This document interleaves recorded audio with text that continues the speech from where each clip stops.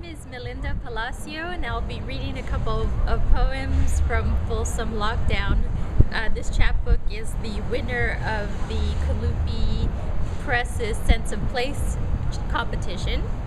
And the first, I'll begin with the first poem in the collection, Dancing with Zorro's Ghost. My father is in prison. He is dancing with Zorro's ghost and all the unwanted Don Juans and Romeos of the world. He wears an imaginary Panama hat to match his infectious Panamanian smile. He stands tall in front of his bunk bed, wears his country like a gold cross, and yells, "I'm from Panama!" His voice booms beyond iron bars. "I'm from Panama. I don't belong here." Being an exotic man from Panama reduced his sentence to 9 years in Folsom prison for a crime of passion and stupidity. Too late to trump the law with angelic eyes and Panamanian pride, locked up for being crazy and off his meds, wielding a sword like Zorro, drawing a gun like Zapata under a wide sombrero. His final card, not good enough to keep him home on parole.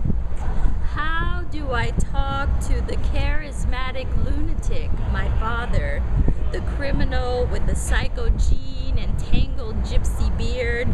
Like Don Quixote, my father fights windmills in the night. Tricky, kinky-haired Tony slipped a piece of metal into his sock to protect his coffee bean-colored skin. The blow like a shooting star, he'll never know his own strength.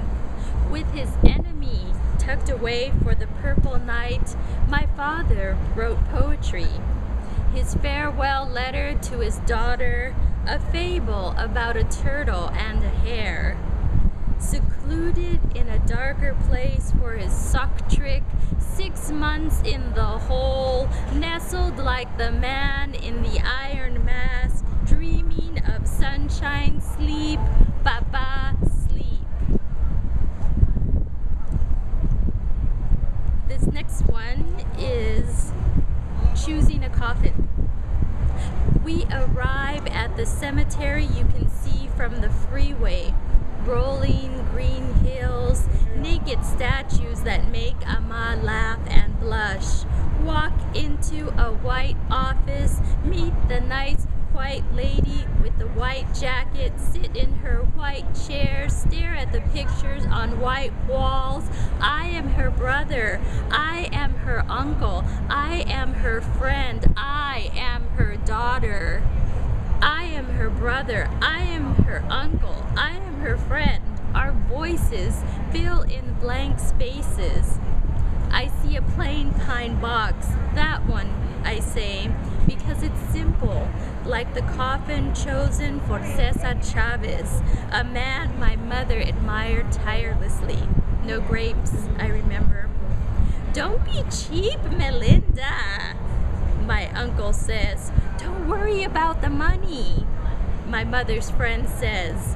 My grandmother decides on the white coffin that looks like a Cadillac with pink roses on each corner, lined in pink satin for luxurious sleep. "I knew you'd pick that one," says the nice lady with perfect plastic pompadour hair like Elvis. "It's our finest," she says, taking in the shades of bewildered brown faces. And the last piece I'd like to read from Folsom Lockdown is "Bozo Takes a Hit for Dad." The bouncy plastic creature stood taller than my shadow.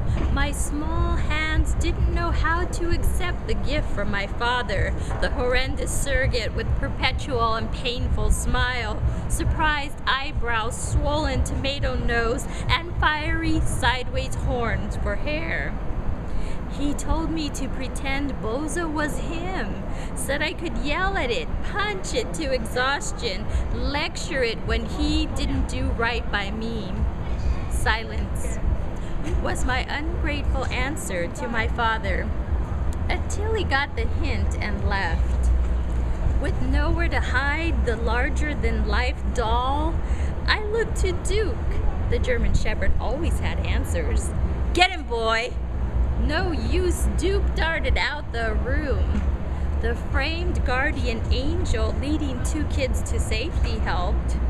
I took the photo down and pulled out the nail, turned Bozo around, prepared to stab him in the back. All I had to do was pull the plug.